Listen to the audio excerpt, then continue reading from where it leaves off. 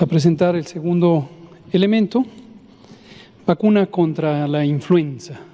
Aquí vamos a recordar que la influenza es una enfermedad infecciosa causada por un virus diferente al SARS-CoV-2, causante de COVID. Hay otro virus, hay muchísimos virus, pero hay otro de especial importancia en el acontecer epidemiológico que se llama influenza. Y este virus influenza se conoce desde hace mucho tiempo que produce epidemias. El virus por sí mismo fue descrito en el primer tercio del siglo XX. Se descubrieron o se describieron ya distintos tipos del virus de influenza y hoy se conoce que hay varios tipos, 3 mayores, A, B y C. El virus A tiene múltiples subtipos que se clasifican con las letras H y la letra N y una serie de números que corresponde a las 2 moléculas, las 2 sustancias de la superficie del virus que determinan qué tan virulento es y qué tan adaptable es a los seres humanos. Estos virus existen en múltiples expresiones o múltiples especies del reino animal, pueden infectar aves, tanto de corral como aves silvestres, equinos, caballos, burros, cebras, etcétera, pueden infectar porcinos, los puercos de granja, los puercos de consumo humano, pueden ser infectados por el virus influenza. Hay animales marinos que pueden ser infectados por el virus influenza, gatos y perros domésticos, en fin, es un virus zoonótico, es un virus que se distribuye ampliamente en el reino animal. Y tiene 2 maneras de transformarse, uno que es un cambio lento por una mutación de rápida ocurrencia a lo largo de un mismo año. Las distintas partículas virales que circulan en la infección humana y en la infección animal empiezan a cambiar su material genético y dan pequeñas variaciones. Pero estas variaciones acumuladas pueden ser sustancialmente diferentes, de tal suerte que el virus que teníamos en un año puede ser muy diferente al virus que tenemos tan solo en el año siguiente. Y este mecanismo de mutación, que se llama deslizamiento genético, es sumamente importante. Les comento todo esto porque es la manera de entender cómo y por qué se produce una vacuna contra la influenza distinta cada año, porque el virus es distinto cada año. Entonces, una persona que se vacuna contra la influenza en un año, al año siguiente se expone a un virus que es sustancialmente diferente al virus para el cual se hizo la vacuna que se le aplicó.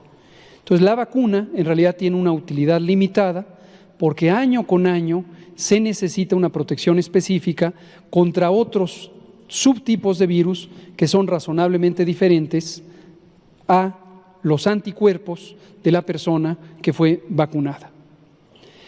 Existe otro mecanismo de mutación genética de los virus de influenza que se conoce como cambio antigénico brusco. No hay una traducción fácil del inglés al español, antigenic shift se llama en inglés, pero es cambio dramático, cambio brusco, y ese ocurre por recombinación genética. Vamos a pensar en una especie clásicamente productora de recombinación genética, los porcinos, los puercos. Se infectan de un ser humano y tienen el virus que tenía circulando la especie humana. Y al mismo tiempo, la misma piara o incluso la misma individuo de una piara se infecta por un virus aviar. Y en el interior del cuerpo de ese puerco o de ese grupo de puercos en esa piara ocurre una recombinación genética. Se producen partículas de virus que toman segmentos de los genes de los virus de influenza que afectan a los humanos y segmentos de los genes de los virus que afectan a las aves. Y en ese momento se produce un virus que es completamente diferente o radicalmente diferente y que tiene el potencial de afectar a ambas especies de origen, aves y humanos. Cuando ocurren estos fenómenos de recombinación genética, que aproximadamente ocurren cada 10 años en promedio, 10 o 15 años, surgen nuevos tipos de virus con un potencial pandémico. Y así es como surgen las pandemias. Lo que se requiere es un cambio genético radical que le confiera a los virus de influenza la posibilidad de adaptarse a los humanos y poder infectar a los humanos, que pueda tener la capacidad de causar enfermedad en los humanos, generalmente más grave que las especies que son endémicas, que solamente han cambiado poco a lo largo de cada año. Y un tercer componente, la capacidad de transmitirse de humano a humano. Un evento como este, reciente, ocurrió en el mundo en 2009 y ahí inició la pandemia de influenza H1N1 en 2009, de la que México fue uno de los países protagonistas. Les comento todo esto a ustedes, comunicadoras y comunicadores, y a la población, para ver en contexto cómo se fabrican las vacunas de influenza y por qué se hace así. La Organización Mundial de la Salud, desde los años 40, estableció un mecanismo de vigilancia global de los virus de influenza. México orgullosamente participa en este sistema desde 1953 a través de nuestro actual Instituto de Diagnóstico y Referencia Epidemiológicos, que entonces no se llamaba así y era el Instituto de Investigación de Enfermedades Tropicales, ICET, pero es parte de este laboratorio nacional que envía cepas de virus circulantes en la especie humana a una serie de centros evaluadores en el mundo que finalmente concentran la información en la Organización Mundial de la Salud. En este mapa, tomado precisamente de la Organización Mundial de la Salud, vemos el Sistema Global de Vigilancia y Respuesta, que es el nombre actual, ante la influenza. En cada país, vean ustedes, se marca un laboratorio de referencia que identifica a lo largo del año los virus de influenza que circulan. En algunos casos se hace secuenciación genética para estudiar a profundidad la composición del virus. En México es el INDRE, nuestro querido INDRE, que es un orgullo de México, institución establecida en 1939. Todos los países de América enviamos cepas identificadas a los centros colaboradores que en este caso están en Estados Unidos y que son tanto los Institutos Nacionales de Salud, están marcados aquí en la región de Washington, en Bethesda, como los Centros de Control de Enfermedades de Estados Unidos, los famosos CDC, que están en Atlanta, Georgia. Este es nuestro centro regional de referencia en América. Y este centro regional está en comunicación con el centro regional en Europa, el centro regional en Asia, los centros regionales en Oceanía, etcétera. Y todos ellos concentran la información en la OMS. Si me pasa a la siguiente diapositiva, a lo largo del año esto se va detectando para el hemisferio norte y para el hemisferio sur. Y hay un repertorio distinto de virus de influenza que son relevantes en cada uno de los hemisferios. En febrero ocurre una reunión en la que personas expertas se reúnen a revisar esta información.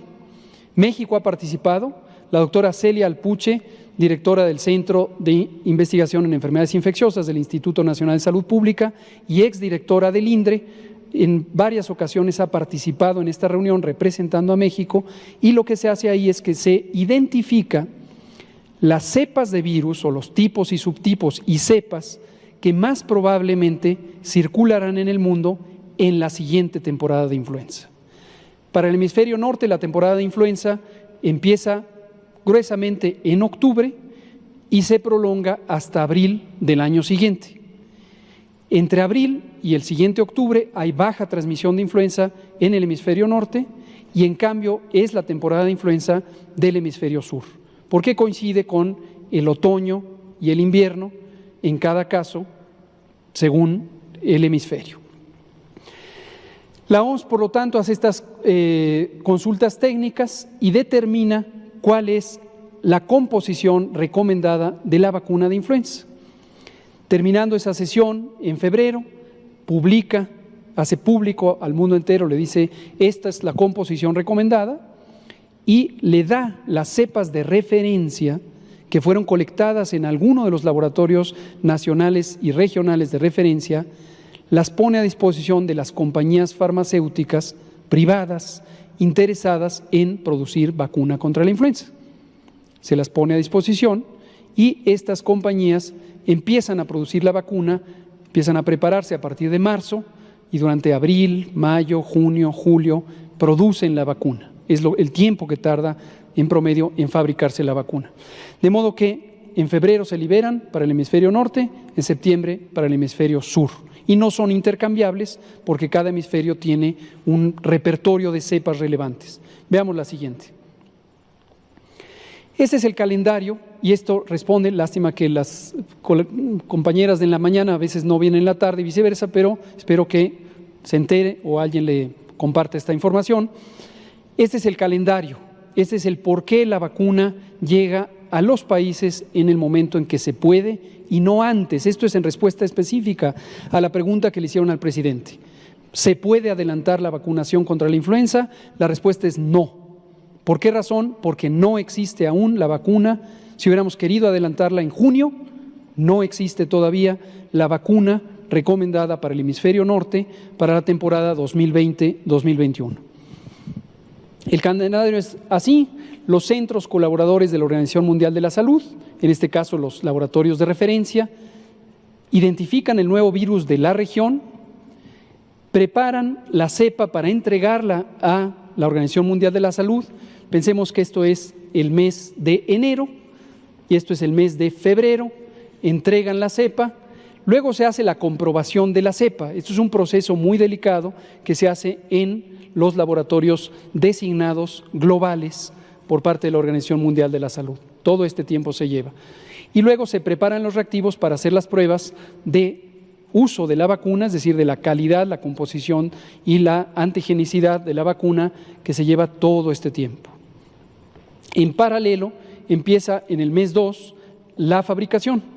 Se les da, ya dijimos, a finales de febrero o principios de marzo, se le da a las compañías y ellos empiezan a hacer la optimización de condiciones para producir la vacuna.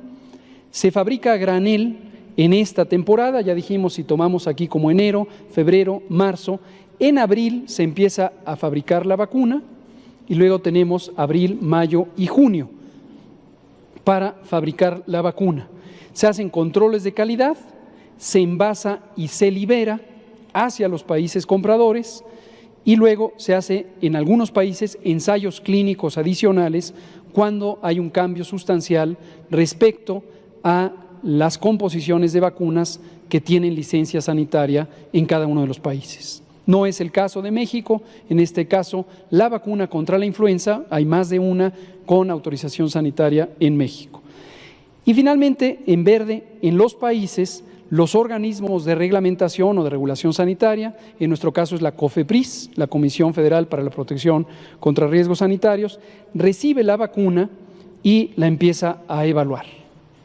Importante saber que por la epidemia de COVID hubo retraso en este proceso, hubo retraso en la parte de producción, en la parte de transporte de insumos, aproximadamente se retrasó 1 mes y medio hacia 2 meses todo el proceso, aunque las cepas sí se liberaron en febrero. Sí ocurrió la reunión de la OMS en febrero, pero todo el resto del proceso está retrasado de 1 mes y medio a 2 meses.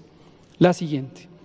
La buena noticia es que en México, esto es una comparación de cuántas vacunas vamos a tener que utilizar.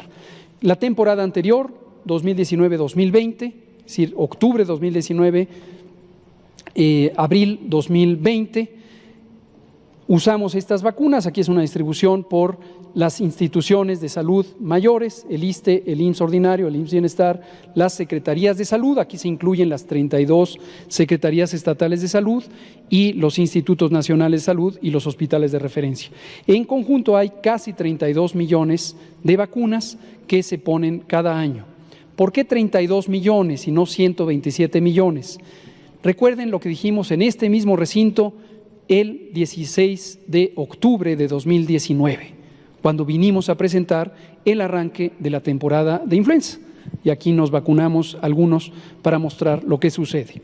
Esta es una vacuna que tiene una eficacia limitada, no protege más que en promedio al 40% de las personas vacunadas. Así ocurre. ¿Por qué razón? Precisamente por esta mutabilidad del virus que hace que las personas quedan expuestas a un virus que puede ser sustancialmente diferente del virus con el que se compuso la vacuna que se le aplicó. 40%.